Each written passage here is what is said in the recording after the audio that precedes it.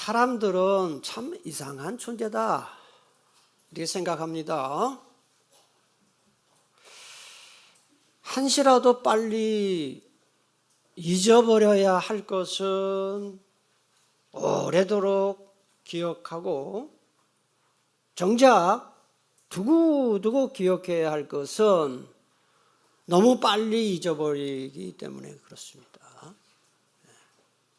그렇다면 한시 바삐 잊어버릴수록 좋은 게 뭘까요?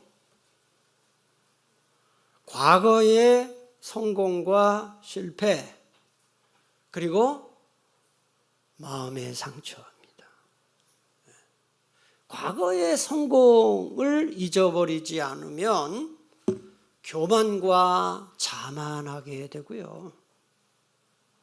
반대로 과거의 실패를 잊어버리지 아니하면은 패배감, 열등감에 빠져서 다시 일어설 힘을 잃어버리게 되기 때문에 그래요. 또 과거의 죄를 잊어버리지 않으면 죄책감에 포로가 되어서 살아가게 됩니다.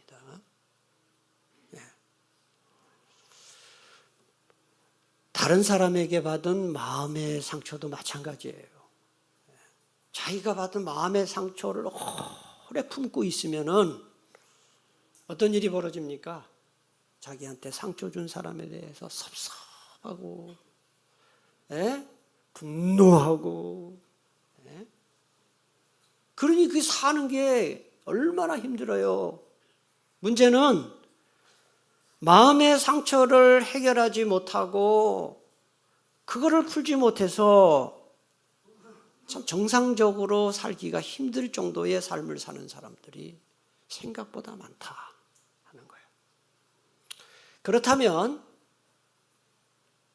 오랫동안 기억해야 할 것은 무엇일까요?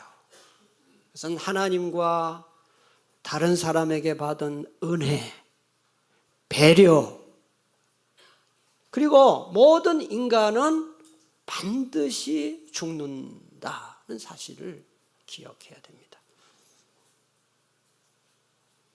그러나 여러분, 현실은 어떻습니까? 다른 사람이 내게 저지른 잘못은 두고두고 기억하면서 내 잘못을 용서해 준 하나님의 은혜는 너무나 쉽게 잊어버리지 않습니까? 다른 사람이 내게 준 상처는 마음 깊이 간직하면서 내가 다른 사람에게 준 상처는 그냥 쉽게 잊어버리지 않나요? 저를 포함해서 우리가 잘못하면 그렇게 될 수 있습니다. 내가 다른 사람에게 준 상처 10개는 생각하지 않으면서 내가 받은 상처 하나만 생각하는 거예요. 사람이 얼마나 이기적인지 몰라요. 누구나 그래요. 또 과거의 실패는 생생하게 기억하면서 그 실패 가운데서 나를 붙들어 주시고 여기까지 인도해 주신 주님의 은혜는 우리가 얼마나 빨리 잊어버립니까? 이러니까 삶이 불행해지는 겁니다. 오늘 말씀을 듣는 교우 여러분, 잊을 것은 빨리 잊고 기억할 것은 기억하며 사시기를 축복합니다.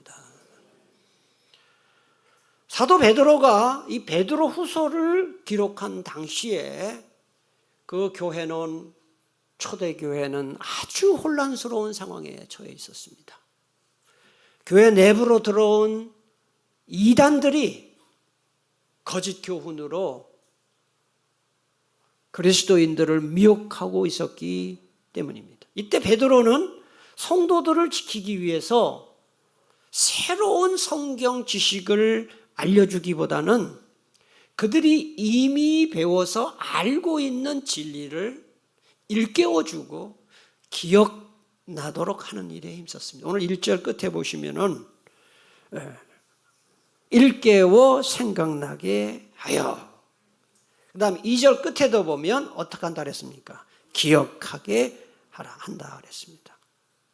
여러분, 왜 이렇게 했는지 아십니까? 신앙의 위기라는 것은 성경을 몰라서 오는 일보다는 대부분 이미 알고 있는 말씀을 금방 잊어버리고 잊어버려서 찾아오는 경우가 훨씬 많기 때문에 그래요. 그러므로 우리 그리스도인들은 하나님의 말씀을 늘 기억하며 살아야 믿음을 지킬 수 있고 진리 안에 거할 수 있다는 거예요. 성경에 그토록 자주 한 230여 회에 걸쳐서 기억하라고 말씀하는 이유가 바로 여기에 있습니다. 1절을 제가 읽겠습니다. 사랑하는 자들아, 내가 이제 이 둘째 편지를 너희에게 쓰노니 이 두 편지로 너희의 진실한 마음을 일깨워 생각나게 하여. 여기 보면 베드로는 베드로후서 3장에서 사랑하는 자들아 라는 이 애정 어린 호칭을 4번이나 반복하고 있습니다. 여러분 눈으로 확인을 해보세요. 1절에서 그랬고요, 그 다음에 8절, 그 다음에 14절, 그 다음에 17절, 이렇게 여러 번 4번에 걸쳐서 사랑하는 자들아, 아가페토이라는 말을 4번에 걸쳐 사용하고 있습니다. 이 호칭이 우리에게 주는 중요한 교훈이 있습니다. 치열한 영적 전쟁터인 이 세상에서 믿음을 지키기 위해서는 교회 공동체에 굳건히 소속되어 있어야 된다는 거예요. 그리고 목회자의 교훈과 지도를 겸손하게 받아들여야 된다. 그리고 우리 공동체 이 동력자들, 믿음의 동력자들인 우리 교우들과 끈끈한 사랑의 교제를 나누어야 된다는 교훈이 바로 사랑하는 자들아라는 말이 들어가 있어요. 제가 자주 강조해서 말씀을 드리지만은 나홀로 신앙은 매우 위험합니다. 쉽게 말해 이겁니다. 교회 공동체에 속해 있기는 하지만 그냥 교회 멤버가 아닌 겁니다.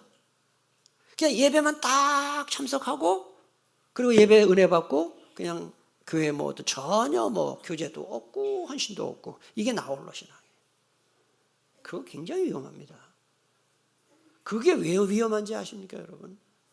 교회 공동체에 소속되지 않고 고독하게 예배 왔다 갔다 하는 이런 사람들은 먹잇감을 찾는 울부짖는 사자처럼 지금 타겟을 찾고 있는 사탄의 최대의 표적이 되기 때문에, 사탄의 최우선 표적이 되기 때문에 그렇습니다. 가끔 보면은 교회에서 시험 들었다고 교회를 이렇게 안 나오는 분들이 계셔요. 어떤 이유가 됐든지. 여러분, 저는 아주 예언을 합니다. 교회 2주, 3주 안 나오잖아요. 믿음 다 떨어집니다. 이 교회 예배에 참석해서 매주 은혜 받는 게 아무것도 아닌 것 같지만 여러분의 믿음을 지켜주는 것이 바로 예배와 말씀이에요. 그래서 이 교회 공동체에서 벗어난다? 그건 신앙생활을 안 한다는 겁니다. 그리고 하나님을 떠나게 된다는 거.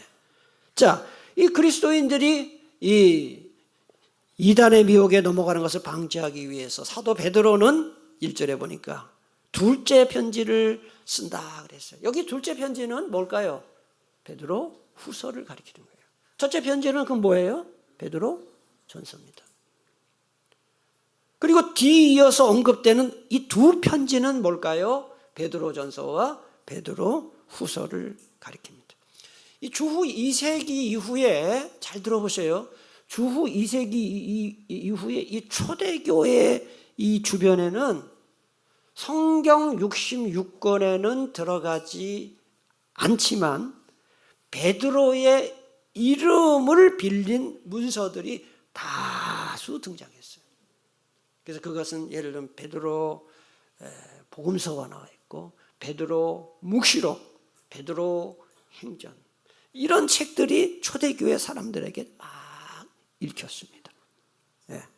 비록 이 문헌들은 역사적, 성경적, 신학적 정경성을 인정받지 못해서 성경 66권에는 들어가지 못했습니다. 그래서 그런 거를 위서라고 그렇게 합니다만은 역설적으로 이게 뭘 보여주느냐?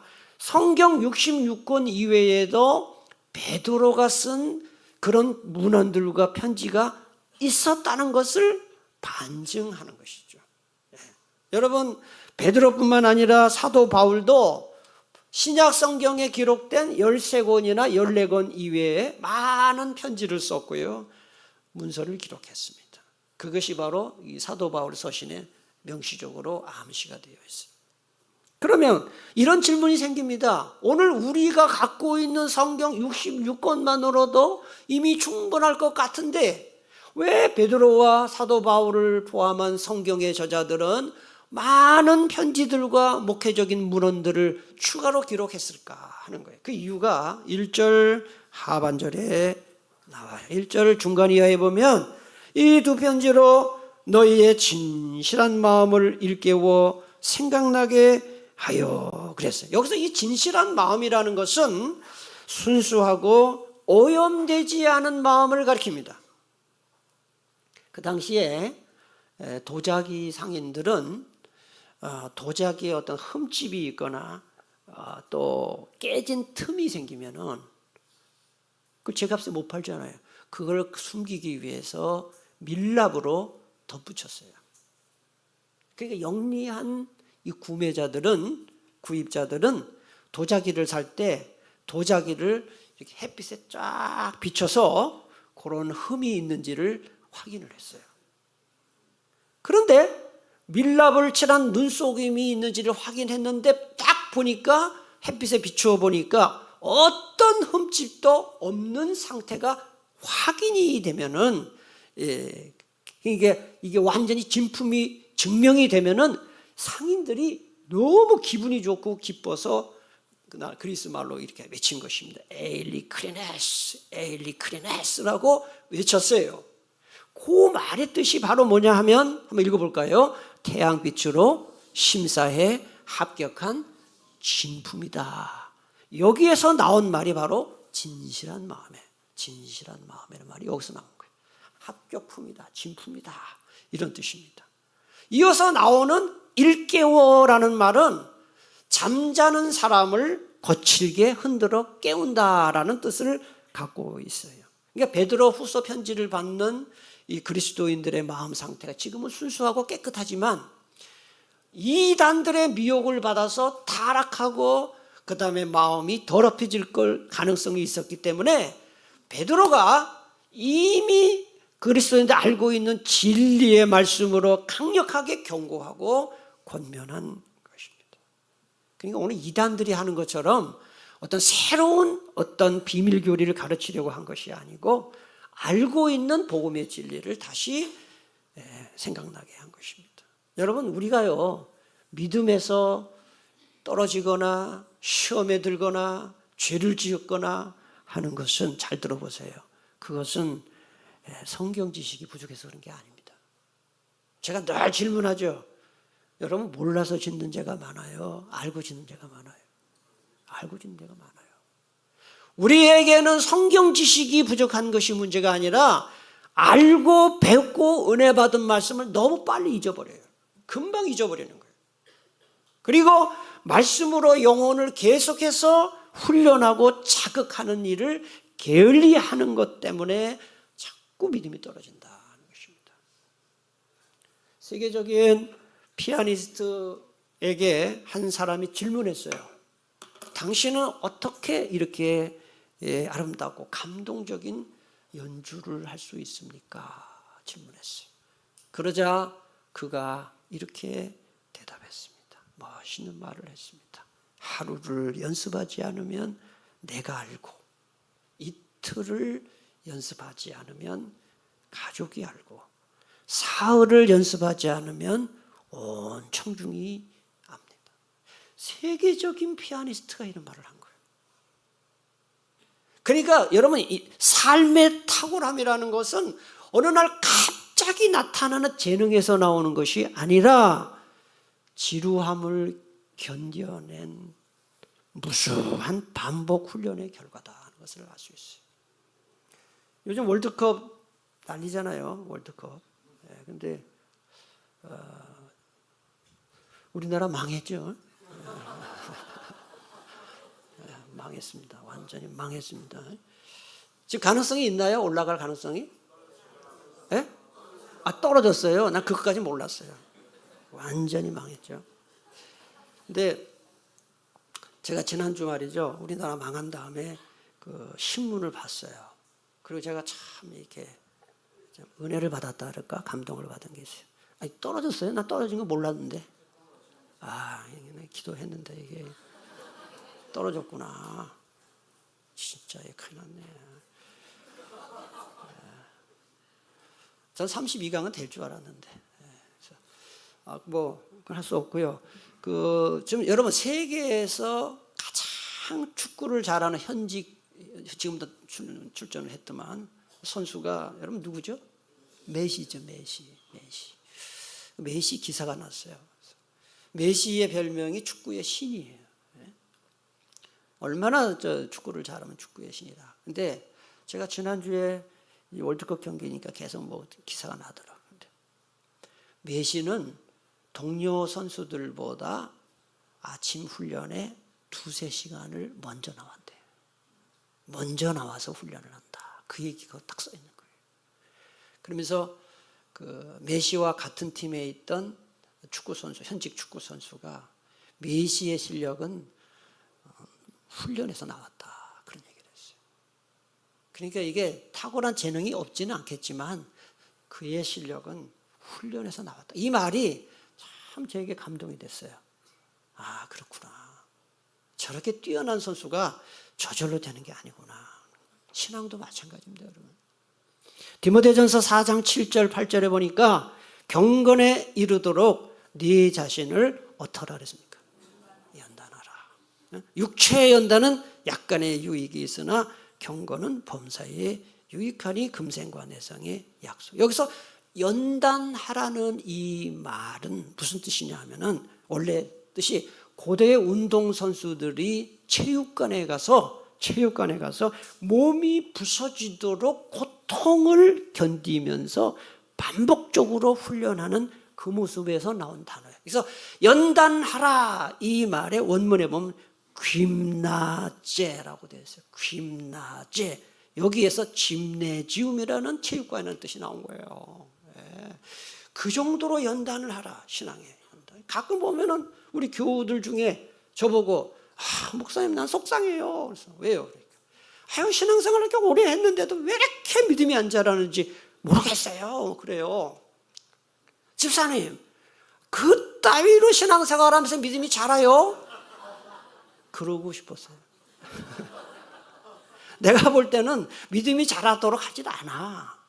간신히 예배 나오고 그저 그런 수준이 자기가 한 건 생각 안 하고 나는 왜 이렇게 믿음이 안 자라는 아니 새벽 기도를 나왔어, 금요 기도를 나왔어, 기도회 중보 기도를 나왔어, 교회 봉사를 그렇다고 아니 자기는 하는 것도 없으면서 왜 이렇게 믿음이 안 자? 그러지 말이라고 하네. 자기가 하는 만큼 되는 거예요. 연단하라. 그러니까 참된 경건, 성숙하고 좋은 신앙은 하늘에서 단번에 뚝 떨어지는 것이 아니라 매일 신앙의 영적 근육을 단련하는 거룩한 반복 훈련의 결정체다. 이걸 알아야 돼요. 사람은 생각하는 대로 살고 행동을 반복하는 것이 습관이 되어서 사람이 변화가 되는 거예요. 그래서 마음과 생각의 변화는 한 번의 뜨거운 결심이나 은혜받아 되는 게 아닙니다, 여러분. 제가 가끔 보면은 청년들이 찬양 집회 가서 은혜 받았대. 내 속으로. 그래, 그건 잘했는데 얼마나 가나 보자. 아니 부흥회 가서 은혜 받았대. 그 며칠 가요. 그 은혜 받은 거 아니에요. 사람의 우리 신앙의 믿음이 자라는 것은 결심하고 은혜 받고 이래서 믿음이 자라는 게 아니라 꾸준히 반복이 돼야 된다. 할렐루야. 반복이 돼야 된다. 경건 훈련을 통해서 이루어지는 것입니다. 매일 무릎 꿇는 기도가 있어야 되고 매일 펼쳐서 성경을 읽어야 되고 예배 시간마다 예배를 드려야 되는데 우리가 얼른 생각하면 매일 기도하고 매일 성경 읽고 주일마다 예배 드린다고 해서 당장의 변화가 없는 것 같죠? 이슬비에 옷이 젖는 것처럼 이런 것이 쌓여서 우리의 믿음이 자라는 줄 믿으시기를 바랍니다. 쌓이는 거예요. 쌓이는 거. 뭐 제가 제 얘기해서 참 죄송합니다만은 제가 89년부터 설교를 시작했어요. 그러니까 올해 37년째 설교를 해요. 네, 세상에 설교가 너무 어려워요. 그래서 저희 가족은 압니다. 토요일에 제가 12시 전에 잔 적이 없습니다. 12시까지 계속 원고를 다듬고 그리고 강단에 올라올 때는 원고 없이 설교할 수 있도록 다 외워서 올라오죠, 사실은. 그래서 그렇게 하려니까 이게 너무 힘이 겨웠고 그래요. 그런데 분명한 거는 매일 이렇게 새벽기도 나와서 기도하고 또 매일 성경 연구하고 또 주중에 계속 설교 원고 다듬고 원고를 외우고 이게 반복이 되니까 제 자신의 이 역량이 조금씩 늘어나고 있구나 하는 걸 제가 느끼는 거예요. 사랑하는 교우 여러분, 신앙은 절대로 저절로 되지 않습니다. 죄송합니다, 세상말로. 날로 먹으려고 하지 마세요. 신앙생활 날로 먹으려고 하지 마세요. 꾸준히 하시기 바랍니다. 꾸준히. 기분 나쁘세요? 날로 먹다. 저 아니면 누가 여러분한테 이런 말 하겠어요? 날로 먹으려고 하지 마세요. 신앙생활 투자하고 노력하고 훈련한 만큼만 믿음이 자란다 하는 거. 할렐루야. 네. 자, 오늘 두 번째 2절에 보면 베드로는 그리스도인들이 평생 이 붙잡아야 할 신앙의 기준이 뭔지를 제시해요. 2절에서 첫째는 거룩한 선지자들이 예언한 말씀, 구약성경이에요. 아시겠어요? 선지자들이 예언한 말씀, 구약성경. 둘째는 예수님께 직접 배우고 위임받아서 복음을 전한 사도들의 명령, 신약성경. 2절을 우리 다 같이 함께 봉독합니다. 곧 거룩한 선지자들이 예언한 말씀과 주 대신 구주께서 너희의 사도들로 말미암아 명하신 것을 기억나게 하려 하노라. 이거를 쉽게 말하면 따라합시다. 구약성경과 신약성경을 기억나게 하려 하노라. 이게 이런 뜻이에요. 예. 여러분, 베드로가 이처럼 구약성경, 신약성경을 자꾸 여러분들이 기억해야 됩니다. 다시 생각해야 됩니다라고 말한 이유가 무엇일까요? 교회와 성도를 지탱하는 가장 강력하고 유일한 기초는 성경 말씀밖에 없어요. 아멘이십니까? 네. 성경 말씀 외에는 기초가 없어요. 에베소서 2장 20절에 보니까 이렇게 말합니다. 너희는 사도들과 선지자들의, 이게 뭐예요? 구약성경과 신약성경의 기초 위에 세우심을 입은 자라 그랬어요. 예수님은 모퉁이 돌이 되신다. 건물이 있잖아요. 기초가 있잖아요. 기초가 이 성경이에요. 그 모퉁이 돌이 예수님이에요. 공동번역은 더 재미있게 쉽게 번역했습니다. 여러분이 건물이라면 그리스도께서는 그 건물의 가장 요긴한 모퉁이 돌이 되시며, 같이 읽겠습니다. 사도들과 예언자들은 그 건물의 기초가, 교회의 기초가 뭐냐? 성경이다. 우리나라 그 여의도에 있는 국회의사당 건물을 봅시다. 이 국회의사당 건물이 1975년에 준공되었어요. 그 당시에 의사당 건물로서는 동양에서 가장 큰 건물로 자랑했던 건물입니다. 그런데 여러분, 여기 본관, 국회의사당 본관 건물을 받치고 있는 기둥이 보이죠? 저 기둥이 몇 개인지 아세요? 뭐 알 수가 없겠죠. 24개입니다. 24개. 24개이고 요 기둥은 전부 팔각으로 된 석조 기둥입니다. 이게 건축가가 디자인할 때 메시지를 담은 것입니다. 24개의 기둥은 1년에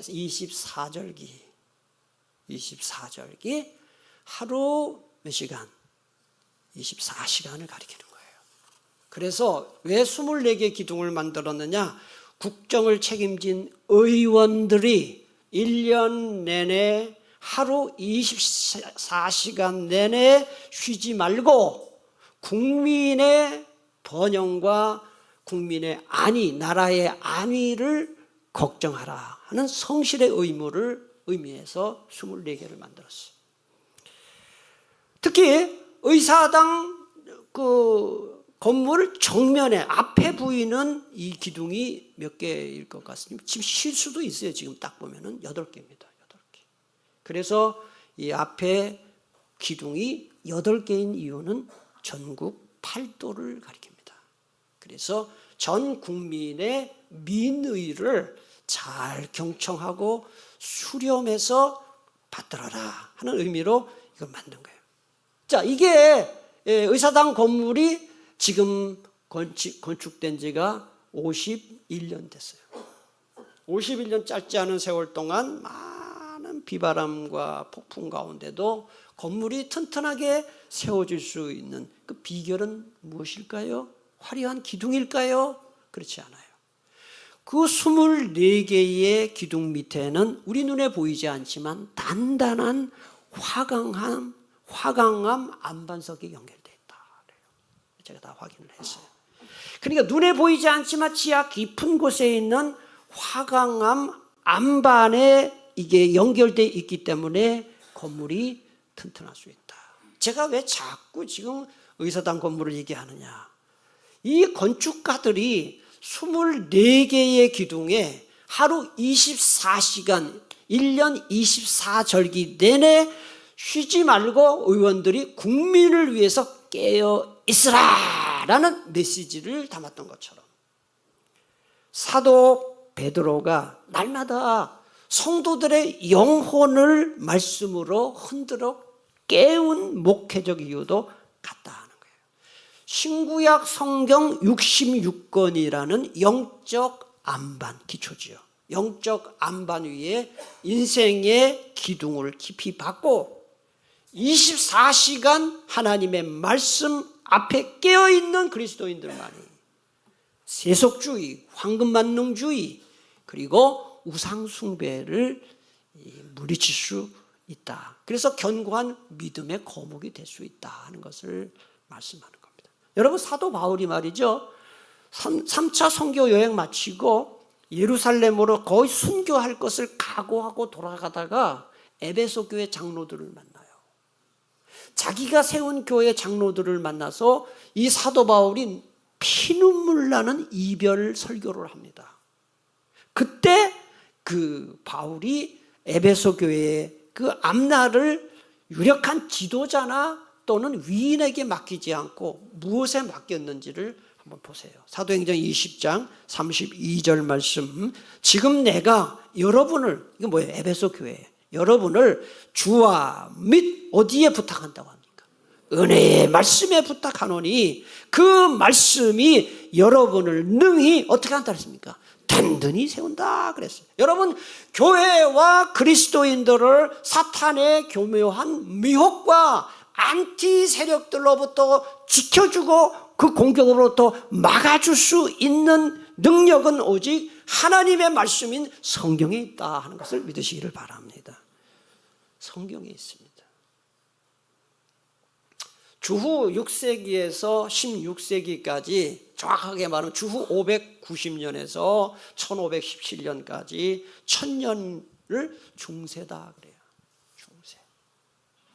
590년부터 1517년 10월 31일 마르틴 루터가 종교개혁을 일으킨 그때까지를 중세 1000년 교회 시대다 이렇게 말합니다. 온 세상이 다 캐톨릭 세상이었죠. 1517년 이후에 개신교가 나온 거예요. 그런데 여러분, 그 중세 천년 천주교회가 어떤 일을 했느냐? 전 세계 모든 그리스도인들에게 모국어로 된, 자국어로 된 성경을 읽지 못하게 했습니다. 번역을 못하게 했습니다. 그래서 모든 성경은 라틴어로 되어 있습니다. 이탈리아말, 라틴어로 되어 있었어요. 그래가지고 미사 시간에, 미사할 때 신부가 라틴어로 된 성경을 읽고 라틴어로 강독을 했어요. 그럼 여러분 생각해 보세요. 여러분들이 오늘 예배드리러 왔는데 목사가 설교를 하는데 한국말로 안 하고 만약에 라틴어로 한다. 그럼 뭘 알아듣고 가겠어요? 왜 그랬을까? 의도적이죠. 성경을 일부러 모르게 한 겁니다. 그래서 성직자의 말에 무조건 따라 들어간 것입니다. 여러분, 이렇게 성경, 그리고 이 교황의 교소, 그 다음에 교회의 전통을 성경의 권위보다 우위에 놨어요. 교황이 하는 말, 교회의 전통이 성경보다 위에 있다. 그 어떤 일이 벌어졌습니까? 예? 자기가 무슨 죄를 짓더라도 교회에 헌금을 많이 갖다 바치면 그 모든 죄의 형벌을 면할 수 있다. 면벌부를 발행했잖아요. 그랬죠. 근데 그거를 믿었어요, 사람들. 왜요? 성경을 모르기 때문에. 여러분 혹시 이제 이탈리아에 여행 가시면은 꼭 빠지지 않고 가는 데가 로마에 있는 성 베드로 성당이에요. 바티칸 성당이라고 하죠. 저도 거기 갔을 때 정말 놀라웠어요. 너무 성당이 크고 들어가면 웅장합니다. 우리가 그러나 거기 가서 건축물이 정말 멋있구나, 웅장하구나, 그것만 보고 오면 안 됩니다. 이게 전부 그리스도인들의 헌금을 착취해서 만든 면벌부 헌금으로 그걸 지은 거예요. 성경의 권위를 떨어뜨리면 인간의 탐욕이 그 자리를 대신한다 보여주는 거예요. 그 후에 수백 년이 지난 19세기, 20세기 우리 이 유럽 교회를 한번 상황이 생각해 보시죠. 유럽 교회도 또 다른 형태로 성경의 권위를 전부 떨어뜨렸어요. 이게 뭔지 아세요? 이 성경 말씀이 하나님의 계시로 기록된 말씀이 아니고 사람들이 막 쓴 거를 편집해가지고 성경을 만들었다. 고등비평, 신자유주의가 막 들어왔어요. 그걸 유럽이 받아들인 거예요. 그리고 어떻게 됩니까? 성경 말씀의 권위가 뚝 땅바닥에 떨어지고 나니까 그 웅장한 이 성당에, 예배당에 교인이 없고요. 전부 박물관으로, 쇼핑센터로, 그 다음에 여행 인포메이션 센터로 이렇게 전부 바뀌었잖아요. 나이트 클럽으로 바뀌고. 우리는 두 가지 역사적 사실을 통해서 오늘 엄중한 경고를 받아야 됩니다. 이게 뭔지 아십니까? 성경 말씀의 기초가 무너지면 교회와 그리스도인들은 예외 없이 영적 생명력을 잃고 황폐해진다 하는 경고예요. 황폐해진다. 여러분, 제가 늘 말씀드리죠. 교회 10년 또 다녔는데 성경도 아무것도 모르고 제대로 배우지도 않고 다니는 사람보다 차라리 1년 다니면서 성경을 똑바로 배운 사람 믿음이 훨씬 빨리 자란다. 자동차가 좋은 자동차입니다. 어떤 자동차 좋은 차입니까? 최고급 자동차가 길을 가는데 길을 잃었어요. 그럼 그 자동차에게 가장 필요한 것은 더 빠른 속도가 아니라 방향입니다. 바른 방향입니다. 방향을 잃어버린 상태에서는 빨리 갈수록 목적지로부터 멀어지는 것입니다. 우리 인생도 마찬가지입니다. 여러분, 남들보다 더 열심히 살고 치열하게 사는 것 물론 필요합니다. 하지만 기억하십시오. 그보다 훨씬 중요한 것은 바른 방향으로 가야 된다. 그것은 바로 하나님을 향해 나가고 있느냐 하는 것입니다. 열심히 살되 치열하게 살되 누굴 향해 간다고요? 하나님을 향해서.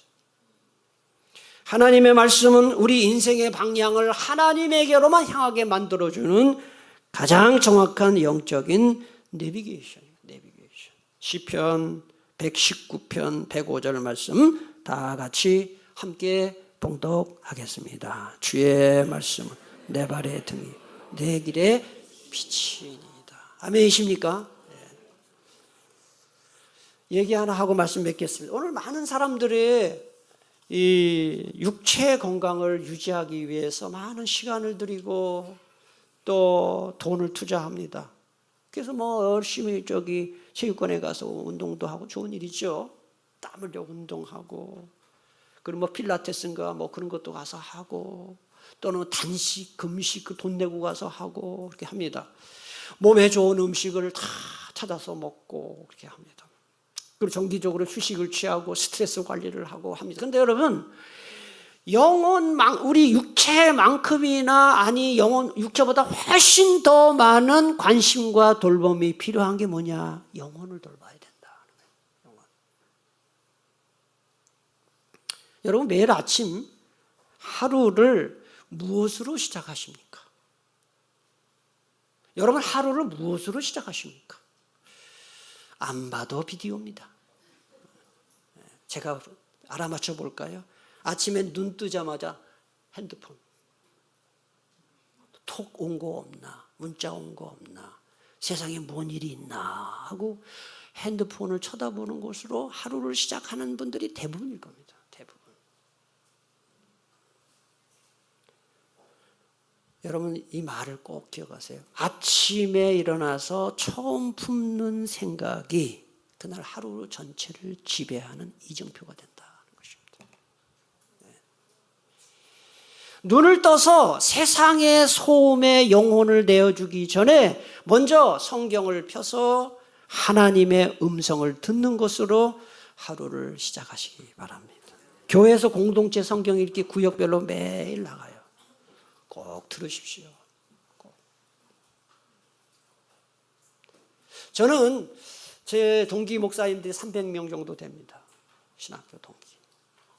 근데 전도사 때부터 같이 늘 이렇게 살았잖아요. 근데 그때 어떤 전도사님이 목회를 이제 시작하면서 그런 얘기 한 기억이 나요. 아유, 다른 건 하겠는데 새벽 기도 때문에 목회 못 하겠다고.